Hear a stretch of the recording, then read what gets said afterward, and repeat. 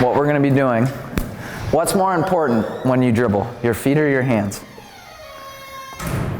Feet, okay? There's a huge misconception about this.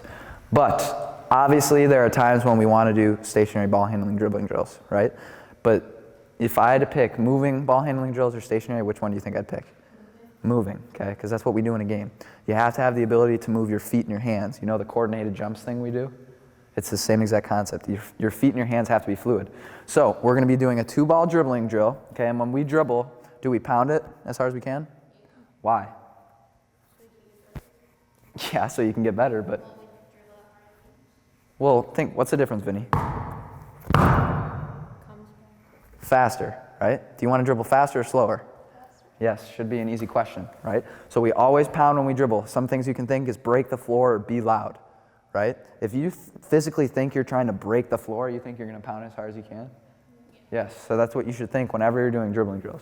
Okay, the second most important thing about dribbling, you have to dribble waist height. Why? Well, when are you most controlled? Where's your dribble? Waist, right? Obviously there's times to practice high and low, but waist is maximum control. Make sense? So what you guys are going to be doing, this is 2-ball dribbling while we jab forward and to the side. So it's a stationary dribbling drill, but we're actually using our feet with our hands. Make sense? So what you're going to be doing is, the reason we have the bands is just to add resistance, so you're going to need more balance. Make sense? So you're going here, guys, we're going to pound as hard as I can, waist high. I'm starting with a little wider than shoulder width base, okay? If I go right jab, I jab right as violently as I can, come back to my base, jab forward. Does that make sense? Every single time we jab, it's as violent as possible. So what it's going to look like, full speed, I'm going here, pound it. Okay? Me and Aaron, I want you to be pounding it so hard you lose it sometimes. Make sense? So me and Aaron are going to be getting your balls. I want you going 2-ball at the same time, jab right and jab forward continuously. But make sure you guys aren't going jab here to here. Always go back to your base each time. It's kind of like you're making L's. Sound good? Ready? Go! Violent. Let's go. Move them. Move them. Nice. That's good, Sylvia. Really good. Pound it, Vinny. Waist high. Sylvia, I love how violent you are with your step. But do you think we want to stomp on our jabs? Why? Slower, because if I stomp, is there more force going into the ground? Yeah, so it takes longer to get that force to go back. So we still want to jab violent. It's hard to jab quiet. I don't want you to think jab quiet, but think, soft. You're not stomping your feet in the ground. Make sense? Now 2-ball, going left jab. Again, maximum intent. Literally give every single ounce of energy into this drill. Sound good? Ready? Go. Nice. Good, Sylvia. That's good. Jab. Boom, boom. Violent, Vinny. Let's see it, stud. Come on. Try not to have your nose way, way past your toes. Like both of your backs were facing parallel to the ground. Try and keep your chest up. You're not going to have it perfect, but you know what I mean by bent over like this? That's poor balance. Now alternate, jab right. Alternate your dribble, jab right. Ready? Go. Nice. Yes. That's really good, Sylvia.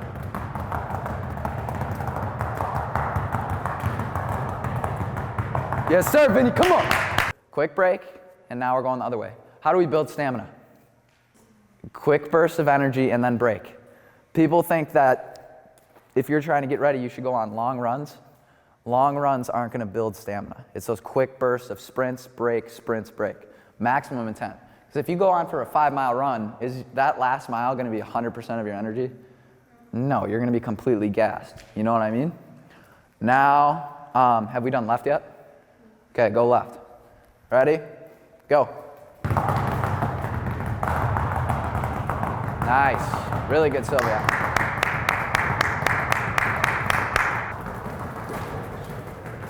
Nice, Sylvia. Really good. Violent, violent, violent. Go. Jab violent, Sylvia. Boom. Nice. That's really, really good. And then obviously, I don't want you guys to be completely gassed for the workout, but you could do alternate low with that too. Make sense? Dang, I forgot what I was going to say. Great job. Quick drink. Let's write that down in our notebooks. 2-ball, side jab and front jab. But freeze, this is what I was gonna say. What's 2-ball dribbling? It's a what? Skill builder, right? What's a skill builder? To get better or something?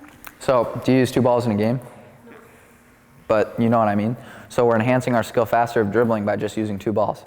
Is that any different than, say, if we brought a foam roller out to finish? Is that any different than that? No, there's no difference, because they're both not game-like, but they both enhance your skill quicker. It's important you know that. Sound good?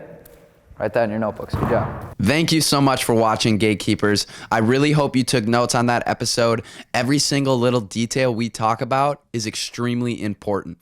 Go check out that link in the description for a free secret video on how to transform from average to elite. That's the secret sauce I give all of my students, and that's what I think the most important thing Close the Gate does. I also encourage you, if you're a basketball player, to check out our CTG Shooting Academy, How to Fix Your Shot Physically and Mentally. It's the perfect blend of the knowledge, the drills, and the mindset necessary to become an elite shooter. I'd be 5 times the shooter I am today if I would have had that program sooner. Make sure you subscribe, hit that like button, comment so we get the engagement up so we can impact and influence more lives. Make sure you're not missing out on this in-depth breakdown of free content of how we train. People are starting to take notice of what CTG can do. Don't miss out, and make sure you're tagging along for this journey. Lastly, you must be following all our social media pages at CTG Hoops if you're trying to become the best basketball player you can be. Free daily content. There's nothing better than that sentence right there. We're just trying to make you flat out better in every way. We also have a podcast called Off the Court on every listening platform.